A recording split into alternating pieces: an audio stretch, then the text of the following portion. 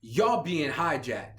And I'm not talking about from the government or from the news or from some crazy aliens up in the sky. I'm talking about you're being hijacked by you.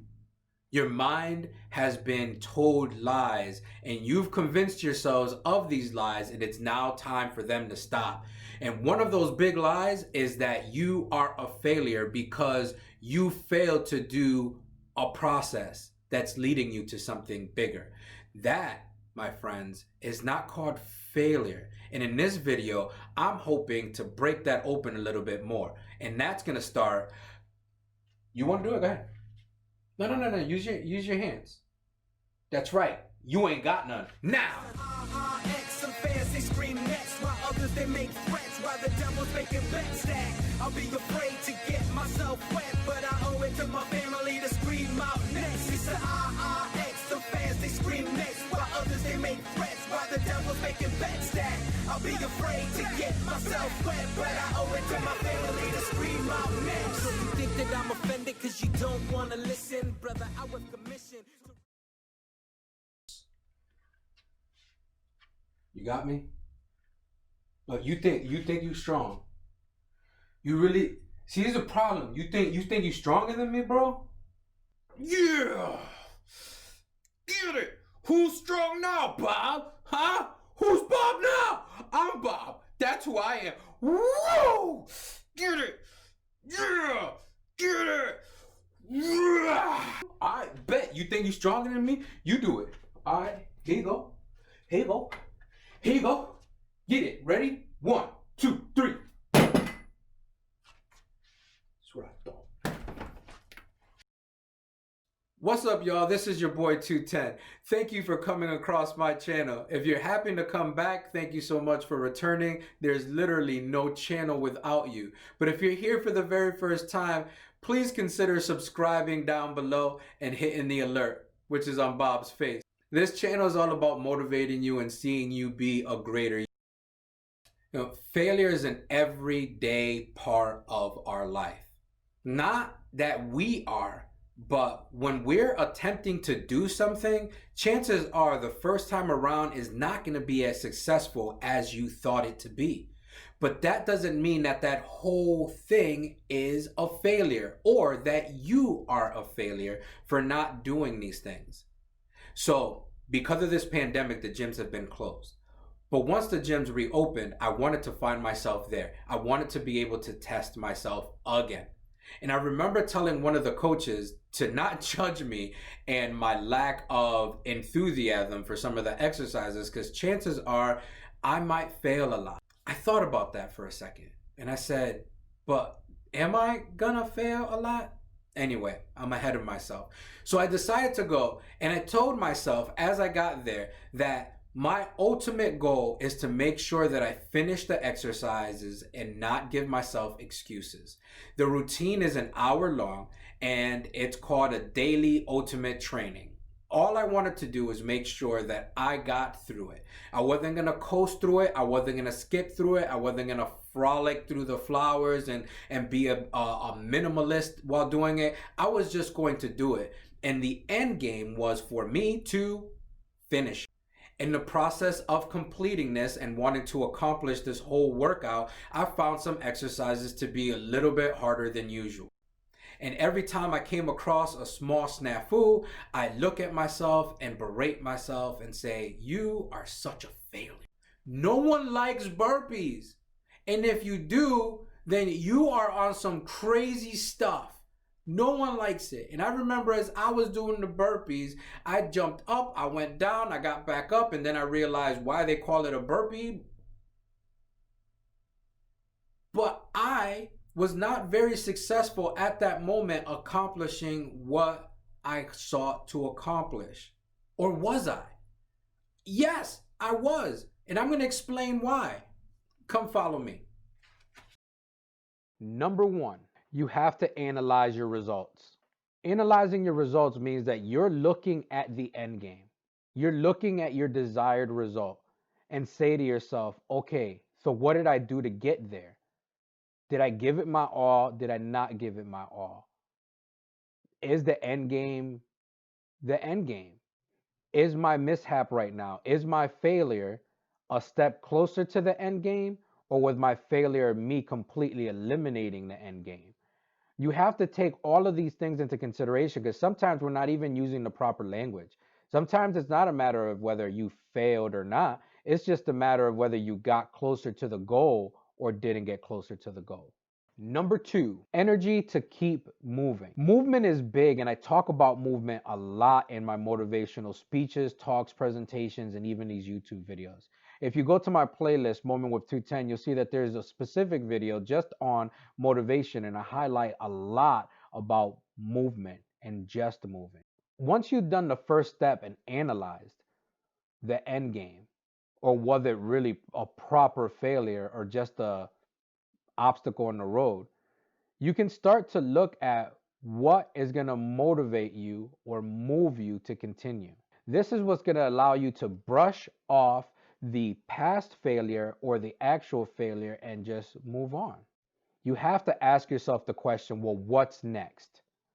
If I didn't accomplish the burpees, as I mentioned in the previous step, then what's next for me? Well, my end game will still remain the same. I will go in knowing that I would want to accomplish the fullness of that workout. And then what would be next for me is, when did I tap out?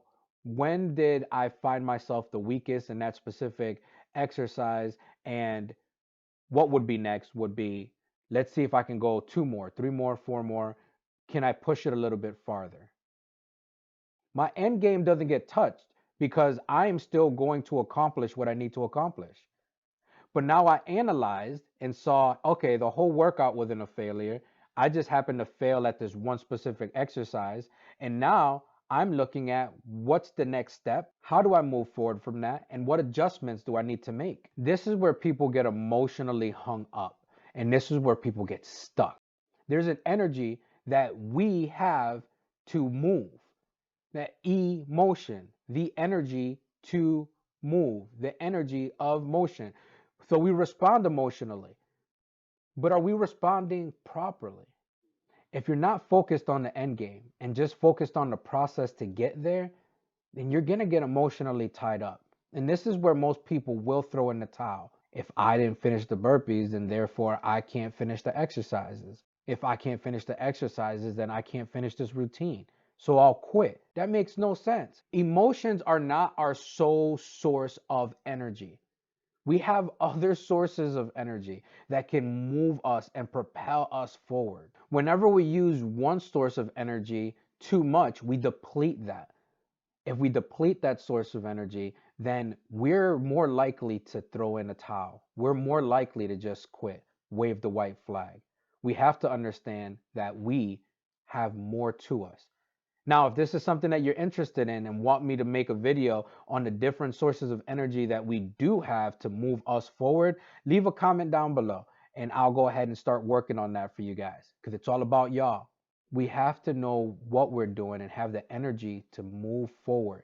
And our energy should be completely on the end game. Number three, accept the process. Listen, we don't give little infants a bunch of crap because they don't know how to walk properly. At least we shouldn't. And if you do, well, shame on you. Well, when we see them walk, we see them fall, take their first step, wobble.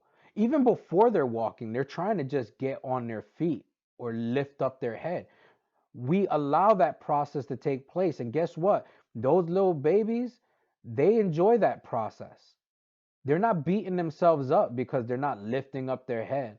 They're getting emotional about it, which is giving them the energy to move forward and continue, but they're not quitting. They continue to do what they need to do to achieve an end game. And that's not even a mental process. They're not going through check boxes and saying, okay, I need to do this, that, and the other.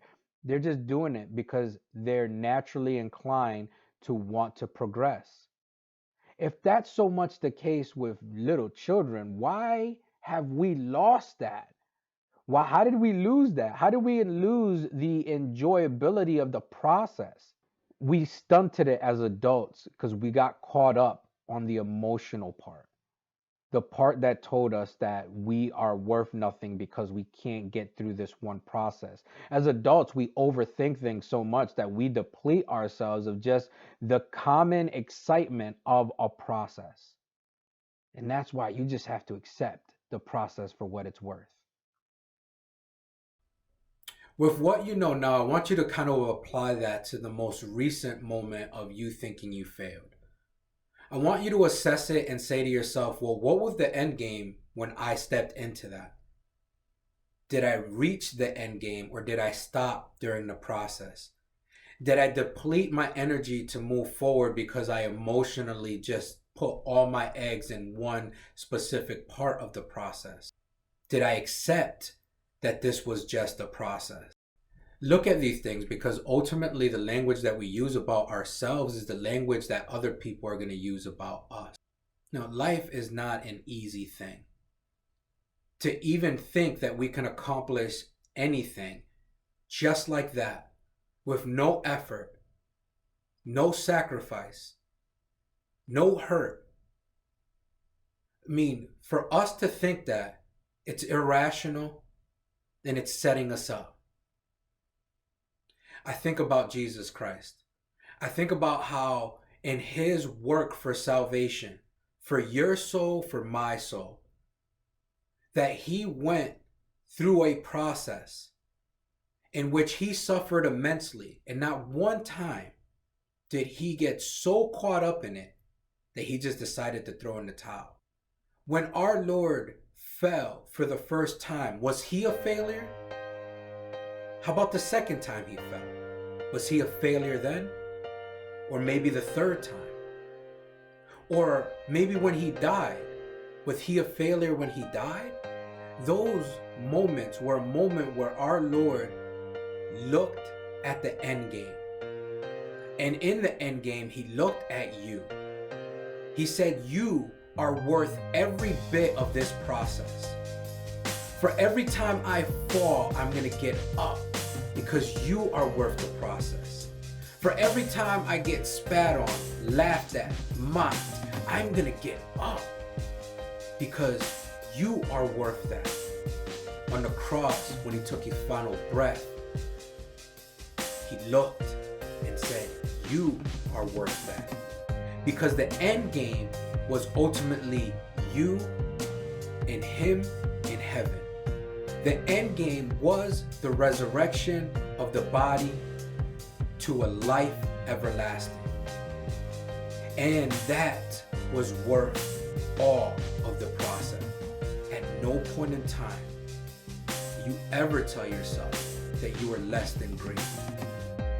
Even if you fail at the process to get to greatness, you are still worth more than you know. Failure is not in your DNA. It's all in your mind. This is your boy 210, and this was just a moment.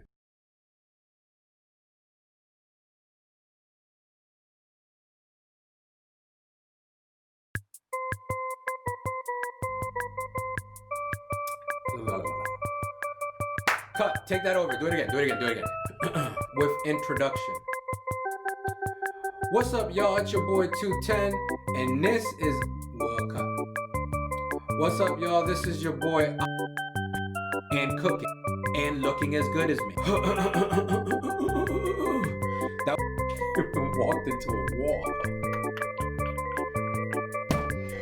Bam! Okay, so this is the tips portion. It's the importance of number 2. All right, I'm sorry, bro. You didn't fail, bro. It's not possible for you to fail. You just couldn't curl. That's it. Newsflash, you got no arms, bro. You got no arms.